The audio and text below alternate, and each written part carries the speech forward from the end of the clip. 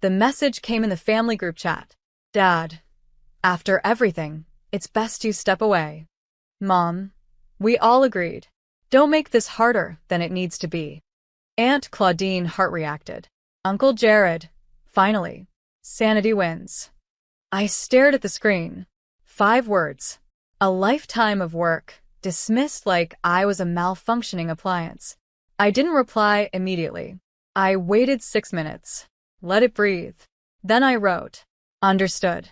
Stepping away from the fun too. Sent. Closed the chat. Turned off my notifications. My name is Sloan. And if you think this is a story about getting pushed out, stay very, very tuned. What happens when the daughter you exiled was holding the only rope keeping you from drowning? That night, I reviewed the documents. I wasn't just a passive partner in the family trust. I built it, tightened every screw, spotted every loophole, made them rich, without asking for a seat. So when they finally told me to step away, I did. With every account ID, every access credential, every penny in digital transit. I didn't drain it. I froze it. Legally. Quietly. 3 lines of code. 1 signature. Then I went asleep. At 3:07 a.m., my phone started buzzing like a fire alarm. 89 missed calls. The first voicemail? Dad, panicked. The bank, it's frozen. What did you do? The second? Mom, breathless. Your father is pacing. Sloan answer. Please. I waited until morning. Took a slow sip of coffee. Typed my reply with surgical calm. Just following your lead. And that's when the begging began. But this time, I wasn't answering out of love. I was answering from the high ground they built on my back. By sunrise, they'd gone from furious to frightened. My inbox was full. Subject lines read like smoke alarms. Urgent. Trust locked. Please talk to us, Sloan. Can we fix this? Fix this? They broke it. They lit the match the second they said, it's best you step away. What they didn't realize was, I'd already stepped ahead. 3 weeks earlier, during a routine audit, I found irregularities. Money slipping through Cousin Blake's shell companies. Loan repayments getting forgiven. Vacations listed as strategy retreats. I documented everything. Made copies. Secured backups. Filed quiet alerts. But I didn't confront them. Not yet. Because watching a lie unravel is far more powerful than shouting into the storm. So when they turned on me in the group chat, I just smiled. Let them think they had the final word. Now they were scrambling. Because the family fund? It wasn't just savings. It was property, vehicles, stock options, 3 payrolls, and a reputation built on financial literacy. And all of it? Suspended. Legally. Publicly. Permanently, until I decided otherwise. By noon, I received an email from our family's longtime attorney. Sloan, please advise. Are you willing to enter a resolution conversation? I replied with a single attachment. An invoice. Hours billed to date, 2,313. Compensation withheld. $0. Value of damage from mismanagement. Incalculable. No greeting. No signature. Just numbers. Because that's what they reduced me to. And now numbers would speak for me. That evening, Blake called from a burner number. Come on, Sloan. Don't burn the whole ship just because you got your feelings hurt. I almost laughed. My feelings aren't hurt, I said. They're archived. Along with every lie you filed as miscellaneous expense. Click. This wasn't rage. This was reckoning. And I was just getting started. They thought I'd cave. That I'd throw a tantrum, fire off a few angry emails, then cool down. But I didn't raise my voice. I raised the temperature. By Friday, the ripple hit public. The trust's quarterly report, blank. Vendors flagged delays. A junior analyst at a firm we work with posted on LinkedIn. Is it just me, or is the Whitaker family office ghosting invoices? That one post turned into 3, then 7. By Saturday morning, our family name was trending, not for legacy but liability. And I hadn't said a single word. I watched it unfold from my apartment. Quiet. Clean. far from their estate, where panic now lived in every hallway. Mom called again, left a voicemail this time. "You're embarrassing us. Your father hasn't eaten. He's scared." Good. He should be. Because I wasn't just the accountant in the corner anymore. I was the dam holding back the flood. And now? I was letting it drip. Slow. Intentional. I uploaded 3 files to a secure folder, labeled each one by the roles they tried to define me with. The assistant, the weak link, the one who should step away. Inside, proof of every breach. Tax irregularities. Ghost vendors. Luxury vehicles registered to a non-existent consulting firm called Crescendo. Their paper trail was a rope, and I was the one who braided it. I sent the link to one person only. A forensic accountant with a podcast and a following that knew how to smell fraud before breakfast. No press release. No statement. Just the data. Let the truth talk. By evening, Dad texted again. "I know we hurt you, but this isn't the way." And for the first time I replied, "You're right. It's not the way. It's your way." I just mirrored it back. Read. No reply. Because when you silence the one who built the floor beneath you, you better hope she doesn't pull up the nails. The podcast episode dropped on a Sunday night. Title: Blood Money, Inside the Collapse of a Prestigious Family Fund. I didn't speak on it.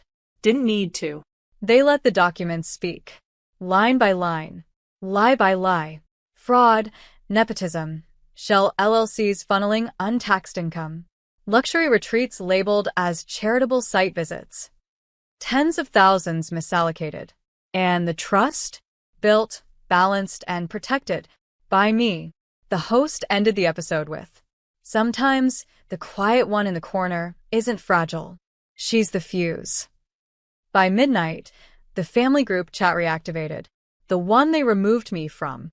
"Aunt Claudine, we need to manage this." Uncle Jared. Who sent the files? Someone inside. Mom. Don't say anything in writing. Sloane could be watching. Blake. Of course she's watching. She's always watching. Dad. Let me handle it. I smiled. Let him. By Monday morning, our lawyer resigned. Said he wouldn't be representing compromised interests. Then came the calls from silent partners, frozen endorsements, and a newspaper inquiry requesting comment. They panicked. They circled. But I had already stepped off their carousel. Instead, I wrote my own piece. Published under my full name. The Cost of Stepping Away. A surgical breakdown of power, legacy, and what happens when women are told to be quiet in the name of preservation. It wasn't petty. It was poetry. And it spread like oil on fire. Not because I cried for sympathy, but because I handed them mirrors. Reflected everything they never wanted to see. Mom texted later that night. "We didn't know you were this angry." I typed, then deleted, then finally sent. I wasn't angry. I was invisible. Now I'm not. No reply. Just a message seen at 3:42 a.m. They tried to break me in private. So I rebuilt in public. And now? The spotlight wasn't on them anymore. It was mine. The fallout came in waves. Board members resigned. Endowments froze. One of our legacy foundations issued a statement, distancing itself from the Whitaker family entirely. But I wasn't done. I filed a motion, legally clean, unemotionally titled, "Petition to Dissolve Whitaker Family Trust, effective immediately." Attached, 147 pages of documentation, audit trails, illicit write-offs, my resignation as chief architect, and full beneficiary withdrawal. It hit their lawyer's desk like a gavel to the temple. And this time they couldn't freeze it. I was the only one with the keys to reverse the lockdown, and I wasn't turning them. Not until they admitted what they'd done. That night, I got an email. No subject line. No greeting. Just this. "You win." Dad. Win? This wasn't a game. They turned legacy into manipulation. Turned family into shareholders.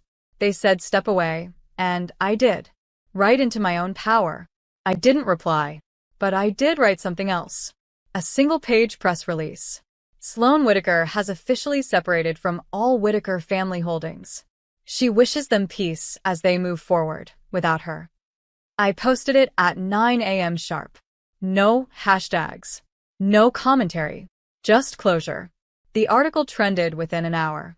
Every outlet ran the same headline, more or less. The woman who walked away and took the floor with her. But I didn't do interviews. Didn't take a book deal. Not yet. I didn't need the world to clap. I just needed it to see. And in that quiet, I finally did too. Saw who I became when I stopped trying to fit into their inheritance. I was no longer the daughter they dismissed. I was the storm they built, brick by calculated brick. 3 months passed. Long enough for the dust to settle. Long enough for my name to stop trending and start being respected. I wasn't called emotional anymore. I was called strategic. Savvy. The architect of her own escape. Funny how they always catch on after the exit. In that time, I launched something new. A platform. Private. Selective. Forge, a funding initiative for women disinherited by blood, but not by brilliance. Seeded entirely by my withdrawal from the Whitaker Trust. Within 6 weeks, Forge funded 11 startups, paid off 5 predatory mortgages, and helped 3 women win custody battles. None of them had a seat at their family tables. Now, they were building their own empires. The media asked for interviews. I declined. But I approved one story. A quiet profile. Title: The Blueprint Nobody Saw Coming.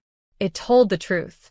That the family who wore tradition like armor never expected the girl who kept receipts to turn them into a reckoning. I never said a cruel word in that piece. But between the lines, the cut was surgical. I heard Mom was seeing a crisis counselor. I heard Blake tried to start a crypto fund. It failed in 6 weeks. And Dad? He sold his share of the vineyard. Someone messaged me an old photo, the family at a gala 10 years ago. I was in the far corner, holding someone's purse, smiling like I was grateful just to stand there. I saved it, but not for sentiment, for proof. Proof of who I used to be, before they told me I didn't belong. Before I realized the most dangerous person in the room isn't the one screaming. It's the one writing everything down. The invitation arrived in cream cardstock, hand-addressed. Family reunion. 10 years of Whitaker legacy. Venue. Same vineyard Dad no longer owned. Theme. Rebuild. Reflect. Remember. Cute. I almost laughed. But I didn't ignore it. I RSVP'd. Declined. But thank you for the reminder. Because that's what it was. Not an invitation, reminder. Of the hands that tried to write me out, now asking me to join the chorus. Days later, I received a message from Uncle Jared. We'd love for you to say a few words if you change your mind. You were always a part of the foundation. I almost responded. I was the foundation, but I didn't bother. Instead, I booked a trip. Not to the reunion. To D.C. The Library of Congress had requested to archive the Forge Initiative documents. Legacy in print. Impact in ink. I walked those marble halls in silence, holding a slim box of signed agreements and handwritten letters from the women Forge had helped. Letters that read, "Because of you, I didn't disappear." That night, I stood alone in my hotel room, barefoot, champagne untouched.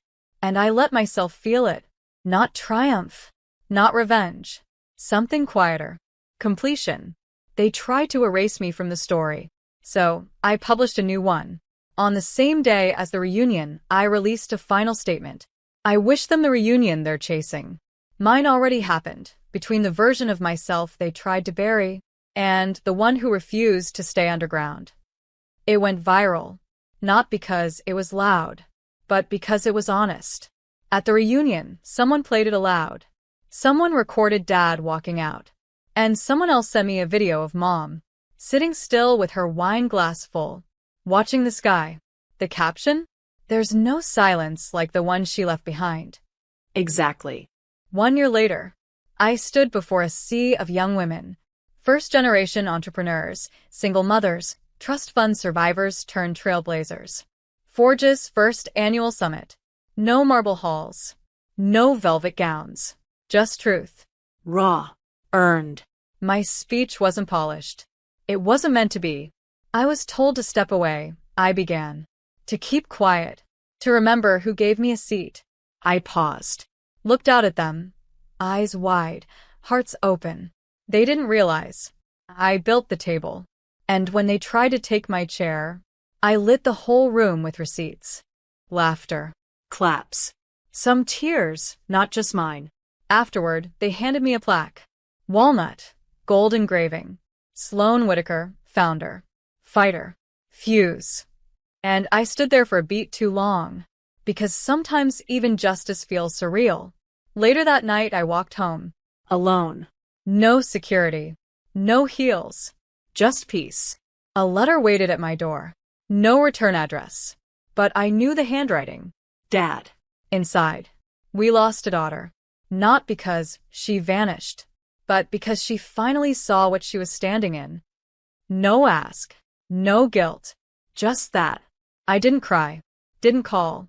I folded it once and tucked it between 2 pages of my manuscript. The memoir's final draft. Title, Stepping Away and Forward. Weeks later, the publisher sent over the jacket copy. The last line made me stop. She didn't just leave. She redefined what leaving means. I read it once, then again, then turned out the lights, and whispered, not to them, to myself, "You're never going back, because you never needed to." They handed me silence. I turned it into power. They told me to step away. So I did. And I never looked better walking out.